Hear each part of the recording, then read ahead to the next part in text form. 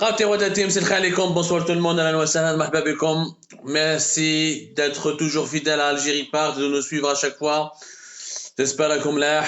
Aujourd'hui, c'est une journée très spéciale. Nous avons commencé un peu plus tôt parce qu'il y a un événement mondial qui aura des répercussions et un impact majeur sur tous les pays du monde, y compris l'Algérie. Certains Algériennes et Algériens croient savoir que cette guerre qui vient d'être déclarée entre l'Ukraine et la Russie, ou là, cette offensive militaire déclenchée par la grande Russie contre la petite Ukraine, parce qu'une guerre suppose l'existence de deux forces plus ou moins équivalentes, ce n'est pas le cas. L'Ukraine, en aucun cas, ne peut se mesurer à la grande puissance militaire russe, mais Malinèche, cette intervention militaire, ce conflit, cette guerre, peu importe les termes, peu importe le vocabulaire, va avoir un impact très important en Algérie, sur les Algériens, notamment sur l'économie algérienne. Et je m'étonne que Lyon, un jour historique aussi en Algérie, c'est le 24 février 2022, nous sommes le 24 février 2022. Souvent, le 24 février, c'est censé être une journée nationale en Algérie, parce que c'est la journée qui commémore la nationalisation des hydrocarbures, ou le recouvrement de la souveraineté algérienne, de la souveraineté nationale sur les ressources et les richesses dans le secteur des hydrocarbures. Plus exactement, on l'appelle l'anniversaire de la nationalisation des hydrocarbures, où l'Algérie a célébré son 51e anniversaire. Depuis 51 ans, l'Algérie est souveraine et propriétaire exclusive des richesses de son sous-sol, notamment les richesses des hydrocarbures, c'est-à-dire les hydrocarbures, le gaz et le pétrole. Bon, le baril est à plus de $100. Ça coïncide donc avec un événement historique important. On va parler du secteur des hydrocarbures. On va vous dire ce que le régime algérien ne veut pas dire. On va revenir sur la visite du Premier ministre Ayman Ben Abdelrahman, qui a représenté donc Abdelmadjid Tebboune, le président de la République, lors de cette cérémonie de commémoration du 51e anniversaire de la nationalisation des hydrocarbures. Mais avant de parler des hydrocarbures, je m'étonne que le contexte économique international vient de franchir un niveau d'alerte à cause de l'augmentation des prix des matières agricoles, les matières premières agricoles. Les prix ont flambé sur les marchés mondiaux et ça va vraiment marquer les Algériens, notamment nous sommes à la veille, à un mois pratiquement du mois du Ramadan. Dans même pas un mois et 10 jours, ou un mois et une semaine, il y aura le mois du Ramadan, le mois sacré du Ramadan, qui est un mois de consommation intense et particulièrement important. Les autorités algériennes réagissent avec beaucoup d'indifférence aux conséquences économiques de ce conflit en Ukraine. Il y a des conséquences économiques très importantes, lesquelles les prix de toutes les matières premières agricoles qui sont importées par l'Algérie ont augmenté. Alors, l'information du jour depuis hier, mercredi, Ejmaa, nous sommes le jeudi. Depuis hier, mercredi, une tonne de blé son prix a augmenté de 1,50 €. La tonne de blé, elle se négocie à 280 € et la tonne de maïs à 286 €. Et ces prix vont augmenter encore davantage dans les jours à venir. Si le conflit ukrainien perdure, et tout indique que les tensions vont perdurer parce que les autorités ukrainiennes n'ont pas envie de céder facilement au diktat de Vladimir Poutine et le conflit. Nous sommes revenus à l'époque de la guerre froide, sauf que cette fois-ci, la guerre froide entre l'Est et l'Ouest est en train de donner lieu à une confrontation armée et les alliés occidentaux sont en train d'armer les Ukrainiens. Tout indique donc que les Ukrainiens vont résister du mieux qu'ils peuvent. Mais sur le plan économique et mondial, l'Algérie va en pâtir parce que nous faisons partie des pays les plus dépendants de l'étranger, de nos importations à l'étranger pour notre sécurité alimentaire. Notre facture des importations est entre 7 milliards et demi de dollars jusqu'à 8 milliards et quelques de dollars. Nous sommes pratiquement parmi les plus gros importateurs de lait, de maïs, de blé. Or, ces produits sont en train d'exploser. Leurs prix sont en train d'exploser, de connaître une augmentation. Il y a un effet phénoménal. Depuis mercredi, on est à 280 €, je rappelle, la tonne pour le blé et à 286 € pour le maïs, et ces prix vont continuer à augmenter. L'Algérie ne peut satisfaire que 34 à 36% de sa consommation nationale du blé. Le reste, pratiquement Au-delà de 60% jusqu'à 65% du blé que nous consommons, il est importé à l'étranger. Et ça nous coûte hyper cher, ça nous coûte à chaque année une facture de 2 à 3 milliards de dollars. Et au moment où le régime algérien a voulu réduire ses importations, a voulu réduire ses dépenses en devises, a une crise qui touche le monde entier, une inflation au niveau des marchés mondiaux des matières premières agricoles, où je rappelle que l'Algérie consomme, doit importer annuellement entre 10 millions et demi à 11 millions de tonnes de blé, ce qui fait de nous pratiquement l'un des 5 ou 4 grands pays importateurs de blé au monde avec l'Égypte, les Philippines et l'Indonésie. Donc nous serons exposés directement à cette augmentation des prix du blé avec éventuellement une pénurie de blé parce que les deux parties du conflit ukrainien, ce sont aussi les deux plus grands producteurs de blé et de maïs. La Russie parmi les 4-5 premiers producteurs de blé au monde et parmi les 4 ou 5 exportateurs de blé au monde, l'Ukraine aussi parmi les 6 ou 7 grands pays producteurs de blé au monde et parmi les 10 plus importants exportateurs de blé au monde. La même chose pour le maïs. Le maïs, l'Algérie importe chaque année plus de 4 millions de tonnes de maïs, à la fois pour l'aliment de bétail, pour faire nourrir les animaux, le cheptel bovin et ovin, ou une partie qui est destinée à la consommation humaine. Le maïs nous coûte avec le soja plus de 1,2 milliard de dollars. Parce que nous importons aussi 1,2 million de tonnes de soja que nous utilisons notamment pour la fabrication de l'huile de soja dans le cadre de la trituration des oléagineux et l'huile de soja est la première huile alimentaire consommée en Algérie où les prix aussi ont augmenté. نشوفوا les prix des autres produits alimentaires باش الناس تعرف. Alors le prix du lait, le lait en poudre. Je vous rappelle que l'Algérie elle est parmi les plus importants importateurs de lait au monde.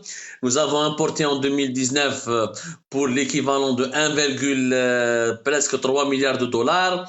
Nous avons importé 232 000 tonnes de lait entier en poudre et environ 267 000 tonnes de poudre de lait écrémé. Et en 2021, nous avons importé plus de 200 000 tonnes de poudre en lait, ce qui nous a coûté plus de 600 millions de dollars. On n'a pas compté les autres importations des produits laitiers ou les autres formes de lait, parce qu'il n'y a pas uniquement le lait en poudre, il y a le lait en poudre et aussi écrémé, etc. Il y a plusieurs variations, plusieurs dérivés du lait. Bon, qu'est-ce que tu vas de les prix? Depuis le 1er janvier 2022, le prix du lait en poudre sur le marché mondial a augmenté de plus de 21,75%. Les prix du maïs ont augmenté de plus de 10,28% depuis le 1er janvier 2022. Comme la farine de soja a augmenté, les prix de la farine de soja ont augmenté de plus de 8,79% depuis toujours le 1er janvier 2022. Comme les prix du riz, même le riz rose, le riz brut, ces prix ont augmenté de plus de 3,35% depuis le 1er janvier 2022. Comme il y a une flambée des huiles, de toutes les huiles alimentaires, soit l'huile de palme, l'huile de soja, l'huile de colza. Et les prix ont énormément augmenté. Le blé, par exemple, l'huile de soja, le cours du soja, jusqu'à 16 dollars le boisseau pour une livraison au mois de mai. C'est une augmentation très importante par rapport au mois dernier ou là par rapport à 2021. Donc l'année 2022 commence très très mal pour les pays les plus fragiles, dont c'est la catégorie à laquelle appartient l'Algérie. Je fais un parce que le régime algérien là, il essaye de rassurer les Algériens, il dit le baril du pétrole. Le baril de pétrole a dépassé 100, mais l'attente de maïs a augmenté davantage, l'attente du blé a augmenté davantage, le soja a augmenté, le lait a augmenté, le riz a augmenté, tous les produits alimentaires que les Algériens consomment. Nous avons quelques produits alimentaires que nous ne fabriquons pas en Algérie, notamment les céréales, notamment le lait en poudre, notamment le maïs, le soja. Nous sommes dépendants pratiquement à 100%. Bon, parce que les statistiques officielles qui disent que nous pouvons satisfaire 30 à 40%, même ces statistiques-là ne sont pas très fiables. Chef dans la poudre de lait, quand les autorités algériennes ont interdit les importations de la poudre de lait du lait en poudre, plutôt de la poudre de lait, entre septembre 2021 jusqu'à la décembre 2021, j'ai fait une pénurie grave du sachet de lait, le fameux lait subventionné, et les Algériens étaient obligés de se rabattre sur du lait qui n'est pas subventionné et qui coûte très cher pour certaines boîtes de 3-4 litres ou là de, je sais pas, de 2 litres, ça dépassait même les 100 dinars. C'est pour vous dire. Les augmentations sont gravissimes. Vous savez, au niveau des besoins tous les besoins alimentaires de la population algérienne, à peine 60 à 55%, nous sommes dépendants des importations. Entre 60 et 55%.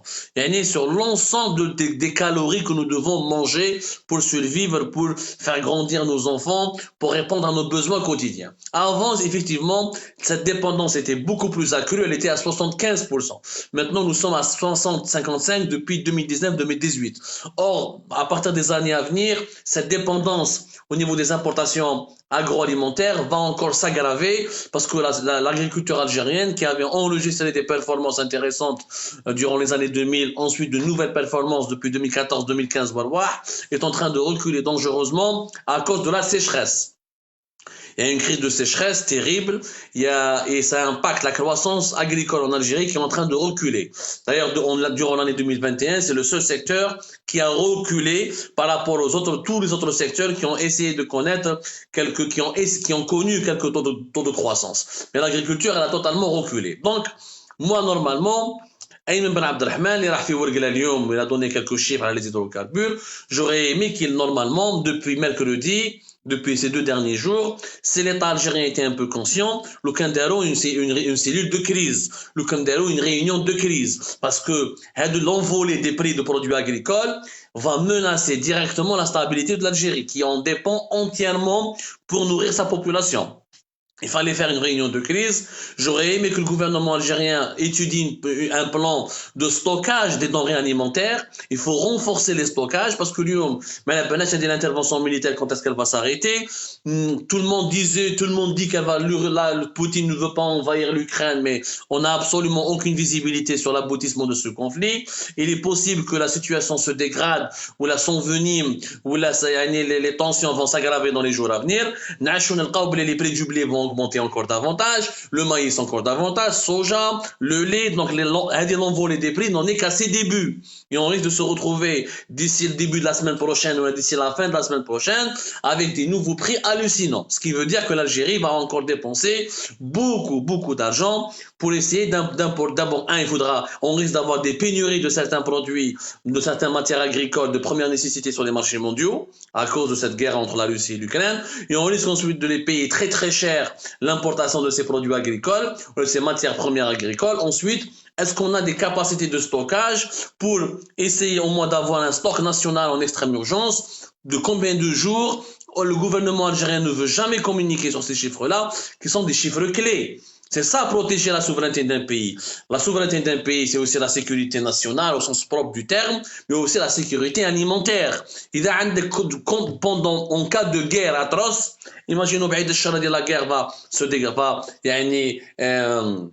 va encore prendre une dimension alarmante. Imaginons que les prix vont augmenter encore pendant plus longtemps. On ne pourra pas se permettre de dépenser toutes nos réserves de change pour acheter à chaque fois du blé et du lait. Combien de stocks de crise nous avons pu constituer pour résister à ce choc sur les marchés mondiaux, en attendant que la situation sécuritaire s'améliore, que les tensions géopolitiques s'amenuisent un peu pour que les prix reviennent à la normale.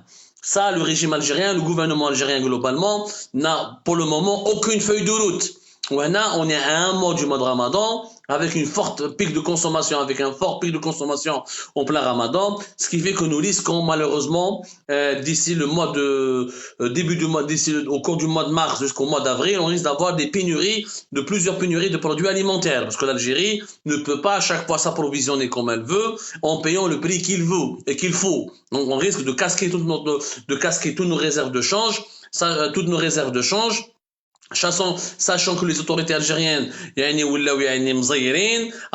le portefeuille, ils veulent absolument préserver les réserves de change, c'est-à-dire ils voudront toujours maintenir leur rythme de dépenses de manière modérée. La stratégie du régime algérien, je le rappelle, nous l'avons déjà expliqué plusieurs reprises dans nos émissions ou là dans nos articles, dépenser le moins possible en devises pour préserver le plus longtemps possible nos réserves de change, pour permettre d'essayer de garantir les équilibres financiers du pays. Sauf que sa stratégie ne peut pas marcher régulièrement à cause de la flambée des prix des produits alimentaires, et l'Algérie est ultra dépendante encore une fois. Elle doit dépenser minimum 7 milliards et demi jusqu'à 8 milliards de dollars pour nourrir sa population. Alors si les prix continuent à augmenter, on risque de dépenser encore davantage. C'était sur l'aspect agricole, sécurité alimentaire. Et je ne comprends pas, encore une fois, pourquoi il n'y a pas eu de réunion de crise, pourquoi il n'y a pas eu un conseil de ministres en extrême urgence pour expliquer les réalités et pour expliquer les enjeux. Et pour se préparer, établir un scénario de crise pour préparer des stocks, de gros stocks en produits de première nécessité afin d'éviter les pénuries et d'éviter les conséquences désastreuses sur la sécurité alimentaire de notre pays au cas où la crise ukrainienne prend une dimension alarmante. Gouverner, c'est prévoir, ce que dit l'adage. En Algérie, gouverner, c'est faire de l'à peu près, mais ni les prévisions, ni le long terme, ni le court terme, ni le moyen terme. C'est dangereux. Maintenant, nous avons les hydrocarbures.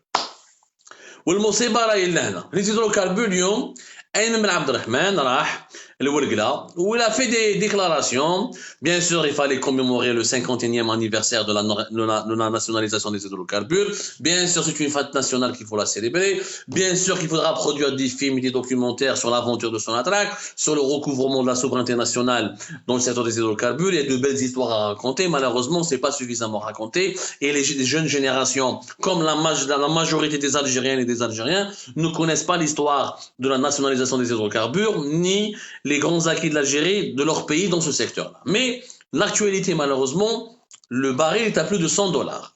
Ou à la belle comme il est le baril réellement à plus de 100 dollars. Bon. Normalement, le pays va profiter. D'autant plus que la joie d'un baril à 100 dollars, elle est de courte durée parce qu'elle est qui le baril de pétrole, et le prix du gaz, tous les prix des produits alimentaires, et comme l'Algérie ne produit rien, donc ce qu'elle va gagner avec le pétrole et le gaz, elle est obligée de dépenser pour acheter du maïs, du lait, etc., sans parler des produits industriels, tous les produits industriels, les véhicules, les téléphones, les produits électroménagers, mécaniques ou les machines électriques tous ces produits-là vont augmenter parce que le coût de l'énergie va augmenter. Donc réellement, on n'est pas vraiment gagnant. On serait gagnant si on avait nous-mêmes notre propre industrie et l'argent du pétrole et du gaz serait une richesse supplémentaire ou une richesse précieuse qui contribuera à l'augmentation du revenu national. Ce n'est pas le cas de l'Algérie. Mais le problème, c'est que même le baril à 100 dollars, l'Algérie ne va pas profiter, malheureusement, à cause des très mauvaises décisions et de la mauvaise gouvernance dans le secteur des hydrocarbures, notamment au niveau du ministère de l'énergie et au niveau de la direction générale de Sonatrach, et plus pas globalement au niveau du gouvernement algérien. Ayman Ben Abdelrahman Ayman Ben Abdelrahman قال لك في ورقة comme quoi le développement de la production primaire a enregistré une hausse notable en 2021, s'élevant à un taux de 14% pour les hydrocarbures et 23% pour le gaz sur fond de reprise de la dynamique économique internationale. Bon, ils utilisent des termes techniques. شوفوا les dirigeants algériens qui كذبوا qui ما يحبوش يقولوا الصح واش يديروا يا جماعه ils utilisent des termes techniques production primaire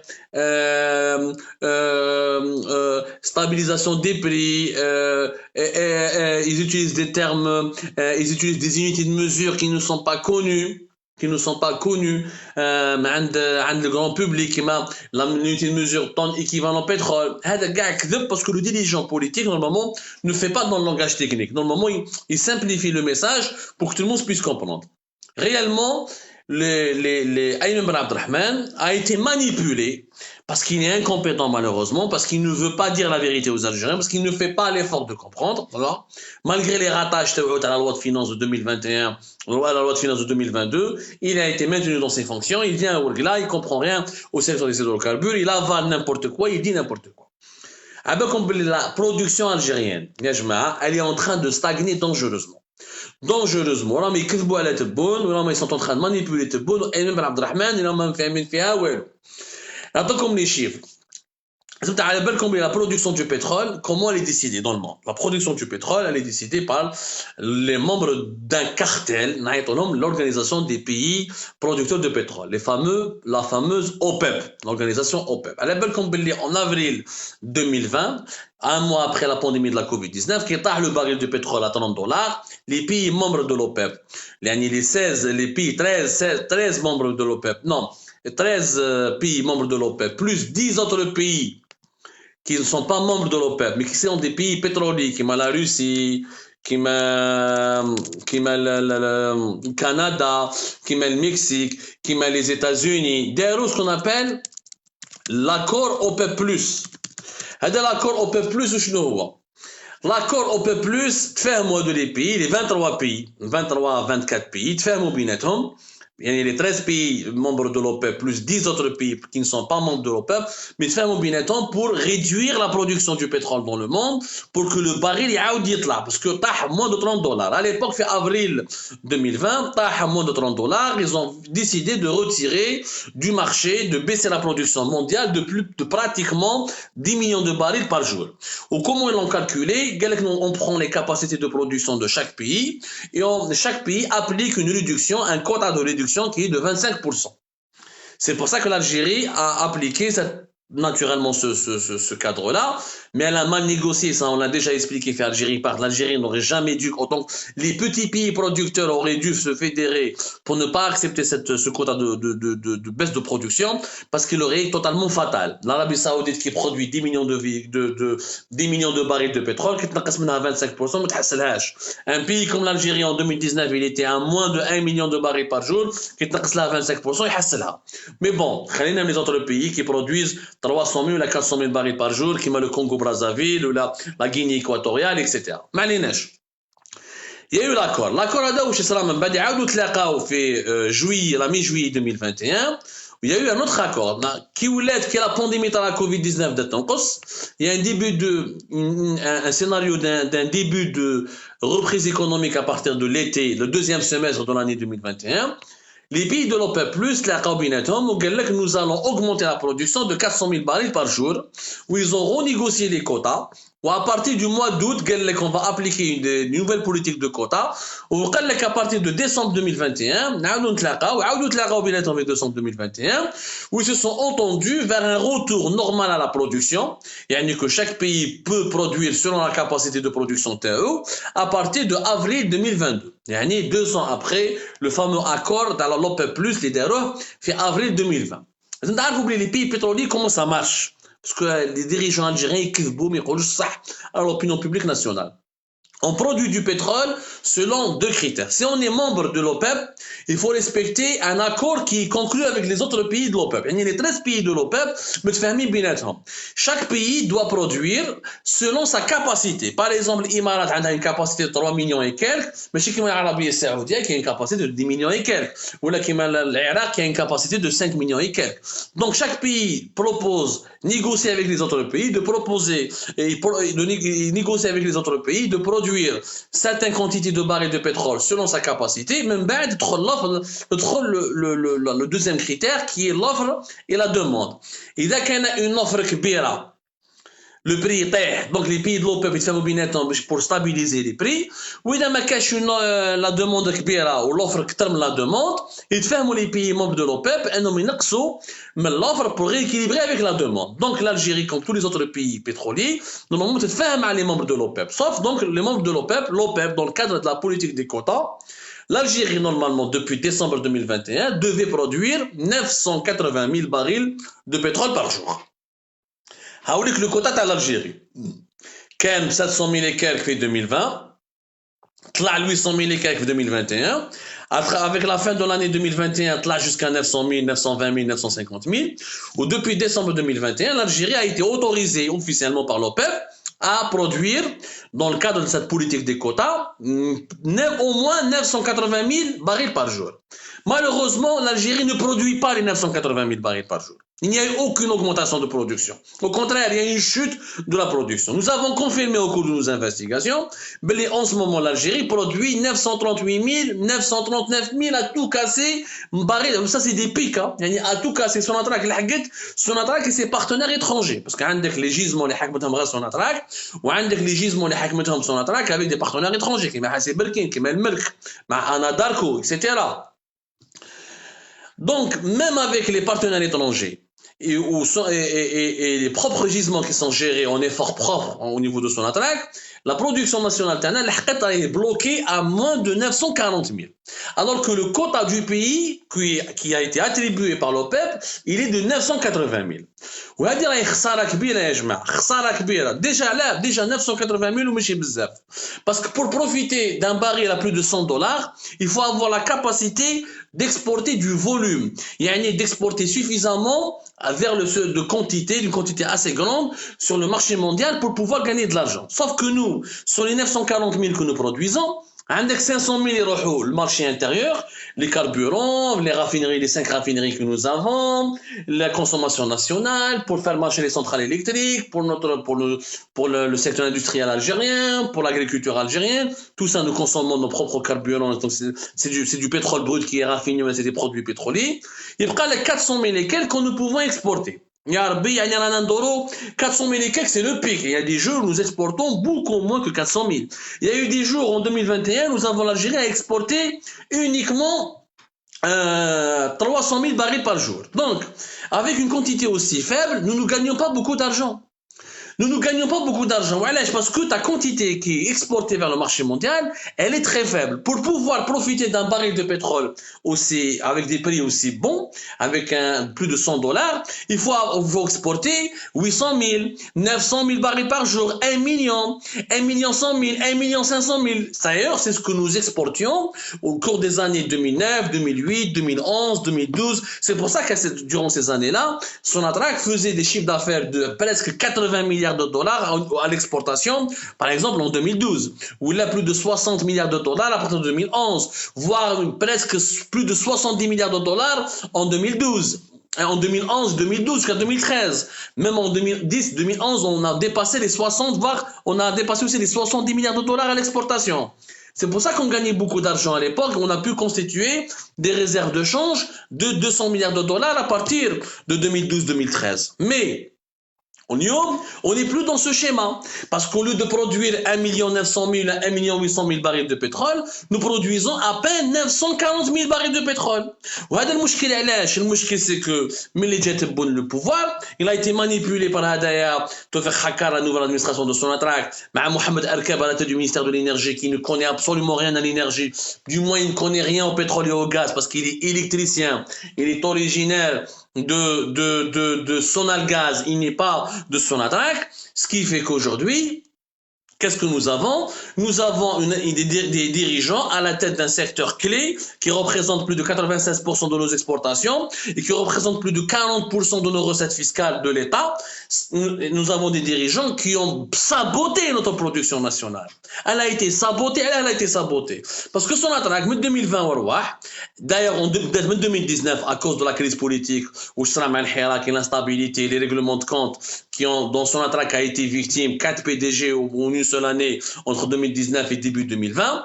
Et nous avons un seul PDG depuis février 2020 jusqu'à aujourd'hui, mais qui a saboté avec son entourage, avec la complicité du ministre de l'énergie Mohamed Arkab et la complicité de certains conseillers de Abdelmajid Tebboune, ils ont saboté la production nationale. كيفاش بدات؟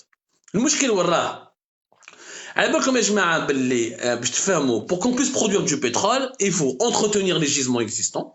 Là, il faut découvrir sans cesse de nouveaux puits. Parce que les gisements تاعنا قدم. Eh ben, nos gisements sont vieux. La plupart de nos grands gisements sont vieux. Je vais vous donner les dates. باش تعرفوا ما هادو les informations malheureusement l'opinion publique ما يحكوش عليهم. نحبوا غير الخلاط وكذا. La plupart de nos gisements datent des années 50 كيما حاسي مسعود كيما حاسي رمل. وهادو les gisements normalement ils sont en train de se tarir. يعني c'est des gisements qui sont en train de ne plus pouvoir qui ne donnent plus assez de gaz ou là de pétrole. Il faudra renouveler les réserves. Pour renouveler les réserves واش معناتها؟ Renouveler les réserves, c'est-à-dire il faut chaque année découvrir ou la mettre en service de nouveaux puits. Pour découvrir de nouveaux puits de pétrole, لازم encourager les efforts de recherche et d'exploration. Pour devenir pour découvrir, pour mettre en service de nouveaux puits, il faudrait faire ce qu'on appelle le forage pétrolier dans le cadre de l'exploration. وهذه malheureusement ما كاش اللي يخدم به اليوم depuis malheureusement 2020 وارواح on a totalement saboté les investissements dans le forage et dans l'exploration de nouvelles réserves. علاش؟ Hassim Messoud a été découvert en 1956. Hassim Mel kif en 1956 et entré en production en 1961. Gisement à Kerbcha, في عين صالح 57. Roud Nous, premier forage réalisé en 61. Le champ de Haoud Berkawi, découvert en 65. Le champ Urhoud, c'est le plus récent, c'est Urhoud, ou Hassib Berkin Sud. Urhoud, c'était juillet 94, ou Hassib Berkin Sud, c'est janvier 1995, avec un début d'exploitation en 1998. Et les importants gisements de gaz et de pétrole, on n'en a que deux qui datent des années 90. Tous les autres datent des années 60, tous les autres datent des années 50. Donc ça veut dire que les réserves taouana, on est en train de les exploiter, on a commencé à les exploiter depuis les années 50 et les années 60. Ce qu'il faut maintenant, c'est normalement découvrir de nouvelles réserves, explorer de nouveaux gisements et mettre en production de nouveaux puits. Sauf qu'à Sonatrach, depuis 2020, nous avons même les tableaux, nous avons même les documents, mais puisque Ayman Ben Abdelrahman راهو يكذب وراهم يكذبوا عليه وراهم يتمسخروا به دوك نخرجوها حنا ثانيك ونخرجوا لي دوكيمون تاعنا ونشوفوا بلي شكون عنده الصح وشكون ما عندوش الصح. Pourquoi l'Algérie aujourd'hui n'arrive à produire que 900, même pas 940 000 barils par jour de pétrole? Parce que les parcs, une centaine d'appareils de forage. Aujourd'hui, Sonatrach pour 2020, elle n'a mobilisé que 35 appareils de forage. Uniquement 35. Les appareils de forage, il n'y en a que 12 qui ont été dédiés à ce qu'on appelle l'exploration, c'est-à-dire la recherche de nouveaux gisements, la recherche de nouveaux puits pour les mettre en production. Tu dois faire de l'exploration, vérifier les réservoirs, identifier les gisements, les puits qui sont faciles à exploiter. Il y a par exemple des puits de pétrole qui ne sont pas rentables parce que ils font des travaux de forage très coûteux et qui durent longtemps. Du coup, l'exploitation de ce pétrole, de ce gaz n'est pas rentable parce que les travaux de forage seront très coûteux. D'autres puits, non. C'est des puits plus faciles à forer, plus faciles à explorer, donc plus faciles à mettre en exploitation, et donc ça sera plus facile de produire du pétrole ou du gaz. Mais c'est un effort consistant. C'est un effort consistant qu'il faut le faire chaque année. Sauf que depuis 2020, تقبوها. 15 semaines, donc alors qu'on avait une cinquantaine ou une soixantaine d'appareils de forage en 2017, 2018 et 2019, 2020 jusqu'à cette année 2022, alors que le baril de pétrole normalement le baril de pétrole normalement elle augmente sa capacité de forage, elle augmente les efforts en exploration pour découvrir de nouveaux gisements et de nouveaux puits pour les mettre rapidement en production. Et on va renforcer la production nationale, on va renforcer nos exportations vers l'étranger. Au Hagda, on va gagner beaucoup d'argent. On va profiter d'un baril de pétrole à plus de $100. T'as qu'il y a 12 appareils de forage pour l'exploration. Je dis bien. 4 appareils de forage, vous pouvez, je défie la direction générale de Sonatrach de me démentir. Et je défie les autorités algériennes de faire une contre-enquête ou de ramener les chiffres qui vont me démentir. Je les défie, je parle avec les chiffres, avec les faits et j'ai les documents. Un des 4 appareils qui sont utilisés jusqu'à la fin de l'année pour évaluer les capacités de production des puits explorés. 4 appareils de forage. Ou 4 autres appareils seront utilisés pour explorer les réservoirs des puits nouvellement identifiés. Alors que nous avons l'ENAFOR, où nous avons une autre filiale qui est dans le... Sonatrach a 2 filiales dans le forage et la recherche de nouvelles réserves. Et malgré cela, la hayata liman tunaj. ما كاينش خدمه خلم علاه 12 appareils de forage. C'est le moment de rechercher de nouvelles réserves, c'est le moment de trouver de nouveaux puits. L'objectif de Sonatrach pour 2022, c'est de trouver 120 puits à exploiter. Uniquement 120. C'est un chiffre qui est très bas. Parce que sur les 120 jusqu'à 130, il y a des puits qui seront rapidement mis en exploitation. Il y a des puits qui nécessitent des investissements plus lourds. Et donc, construction de nouvelles plateformes pétrolières ou de nouvelles usines de traitement de gaz ou de pétrole avec de nouveaux réseaux de canalisation. Ce qui nécessitera donc une mise en production beaucoup plus tardive. C'est très peu. C'est très peu. Pour que l'Algérie puisse retrouver sa puissance pétrolière, il faut qu'on arrive à identifier plus de 200 voire 300 nouveaux puits et à mettre en production au moins la moitié de ces nouveaux puits dans l'année en cours. Et ça nécessite une stratégie, une planification. Est-ce que vous savez, au moment où le pétrole a plus de 100 $, la Sonatrach est en train d'appliquer la même politique qui date de 2020, lorsque le pétrole de dollar est tombé, lorsque le baril de pétrole est tombé à 30 $.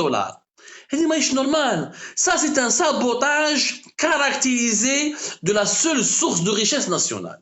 Vraiment, un sabotage caractérisé. Je me demande, je vais dire.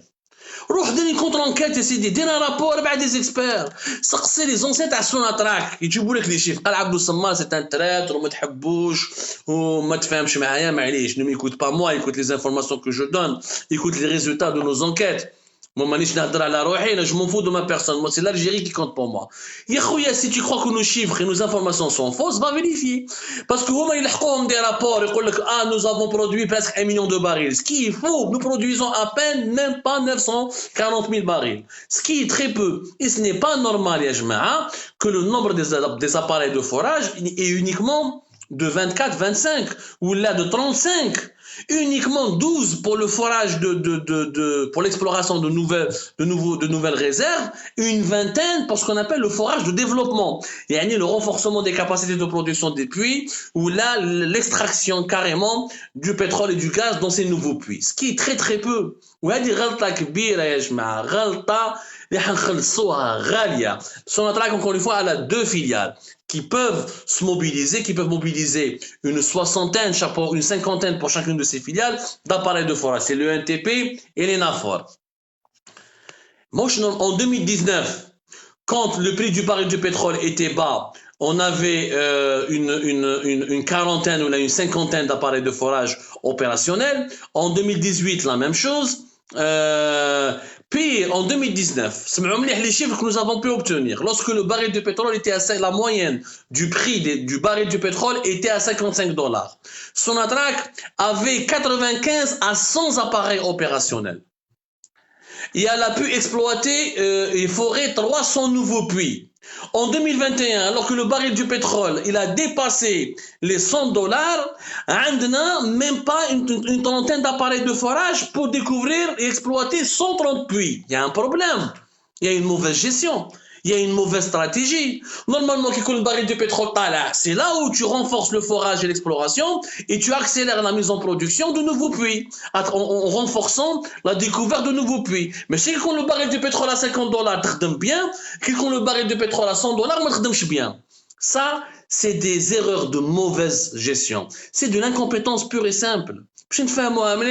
En 2021, la moyenne du prix du baril de pétrole était à 70 $. Quand on a de 25 à 30 appareils de forage qui étaient opérationnels.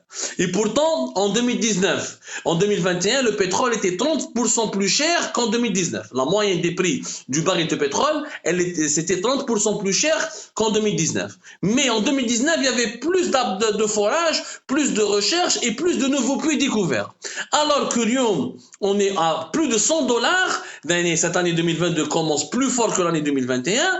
On est resté avec le même rythme de découverte, le même rythme d'effort de recherche, le même rythme de forage. Wesh معناتها هذه؟ معناتها la direction générale de Sonatrach ne veut pas profiter de l'empilie des prix. Elle ne fait pas l'effort nécessaire pour renforcer la capacité nationale de production pétrolière. Elle fait exprès de faire perdre au pays des milliards de dollars. Parce qu'avec un baril de pétrole à plus de 100 dollars, au lieu d'exporter pour 32 à 34 milliards de dollars qui même 2021, on aurait pu gagner 45, voire 48 milliards de dollars, voire même 50 milliards de dollars. Parce que le prix du baril, alors pour atteindre cet objectif, il faut exporter plus. Pour exporter plus, il faut produire plus. Pour produire plus, il faut explorer plus de puits et mettre rapidement en production de nouveaux puits. C'est simple. Et ça, tous les pétroliers algériens peuvent le dire. Tous les experts algériens le disent. Tous les anciens dirigeants de Sonatrach peuvent le dire. Moi, juste, nous avons peut-être le mérite de faire des synthèses, de vulgariser le message, de le simplifier et de le rendre accessible. C'est ça notre boulot en tant que journaliste, en publiant les vrais chiffres, en obtenant les vraies informations qui sont cachées, occultées par la direction générale de Sonatrach pour qu'elle puisse ensuite manipuler le ministère de l'Énergie, qui est un amateur, qui est un incompétent amateur qui ne connaît pas le domaine du pétrole et du gaz, pour ensuite manipuler le chef de l'État et lui faire croire que la production augmente alors qu'elle est en train de faiblir. Elle est en train d'augmenter. Elle augmente par rapport à 2020, mais c'est pas la même chose. 2020, il y avait un accord mondial qui fait baisser la production. Elle est en train de faiblir par rapport au potentiel, parce qu'elle est en train de faiblir par rapport à 2019. Elle est en train de décliner par rapport à 2018. Et puis la production tombe, puis le pays perd de l'argent. Il perd énormément d'argent. Et Habibi, tu as 10 milliards ou la 15 milliards qu'on aurait pu gagner. En 2021, on aurait pu gagner minimum plus de 5 jusqu'à 8 milliards de dollars. En 2022, on peut gagner plus de 10 à 15 milliards de dollars. Avec 100 dollars le baril, 15 à 10 milliards de dollars, c'est le budget du ministère de la Défense, c'est le budget du ministère de l'Éducation, plus le budget du ministère de l'Intérieur. Mais malgré cela, la hayata liman tunadi. ما كاش اللي يستعرف ما كاش اللي يحاول يفهم ما كاش celui qui veut se remettre en cause في Sonatrach تهدر هضره يحاوزوك. D'ailleurs, pour terminer cette émission, je rappelle que les deux plus importants responsables de Sonatrach dans le forage et l'exploration ont été limogés. Et l'information a été rapportée par Algéripart. L'article d'Algéripart, nous l'avons publié le 16 février. Le 16 février 2022, Algéripart avait révélé en exclusivité il y avait Brahim Hammoudi, qui était l'ancien PDG de l'entreprise nationale des travaux, puis le NTP, qui est un spécialiste du forage et qui était le chargé, le principal responsable de la division forage au sein de Sonatrach. Il a été limogé par Toufik Hakkar parce que Brahim Hammoudi, c'est le PDG, le baril de pétrole a يطلع لازم نديروا le forage لازم نديروا l'exploration لازم نروحوا نديروا des efforts pour renforcer notre production nationale et pour multiplier le nombre des puits, des nouveaux puits, pour qu'on puisse ensuite exporter à l'étranger.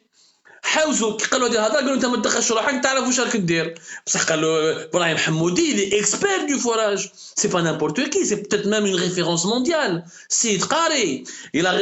Sonatrach, ils ont aussi la direction générale de Sonatrach a limogé en même temps Djetto Farid qui est le directeur de la division PED. C'est la division Engineering et Development. C'est la structure stratégique qui gère les réserves d'hydrocarbures en Algérie. Haouzou. Kif, parce que Farid Djetto ma jaaش في القوستو. قالوا c'est pas normal de ne pas investir. C'est le moment de doubler, de mettre 100 appareils de forage, d'explorer toutes les réserves possibles, d'essayer de mettre en production le maximum de puits pour qu'on puisse produire au moins 1 million 200 000 pour qu'on puisse exporter au moins 600 000, 700 000 barils par jour. On va gagner 5 à 6 milliards de dollars supplémentaires. ما كاش اللي يسمع له. Djetto Farid a été limogé, Brahim Hammoudi a été limogé, وتوفيق حكار داير هكذاك شيكور كما نقولوا ما يسمع حتى واحد comme un pharaon. Les services secrets le protègent, la présidence le protège, le ministère de l'énergie le protège, والبلاد راهي تخسر في الدراهم. Et l'Algérie avec 100 dollars le baril, elle ne s'enrichit pas, elle s'appauvrit. Ce qui est anormal. Ce qui est anormal, au lieu de s'enrichir, ou là au moins de rééquilibrer les comptes financiers, nous sommes en train de s'appauvrir. Cherchez l'erreur. C'est un gâchis, c'est du pur sabotage et c'est pire que toutes les affaires de corruption et toutes les trahisons. La plus grande des trahisons à l'égard d'un pays, c'est celle de toucher à sa richesse nationale, de saboter sa richesse nationale, de saboter son processus de création de richesse pour nourrir sa population, pour créer des emplois, pour sécuriser économiquement et financièrement le pays. C'est la plus grande des trahisons. بصح شكون يحوس يفهم لا حياة لمن تنادي. ربي يجيب بالخير يا جماعة. Merci de nous avoir suivis. Si vous avez des questions sur cet aspect, sur ce dossier très technique et particulier, n'hésitez pas. La rédaction d'Algérie Part est toujours à votre service. الله يكون في عونكم. À demain, Inch'Allah.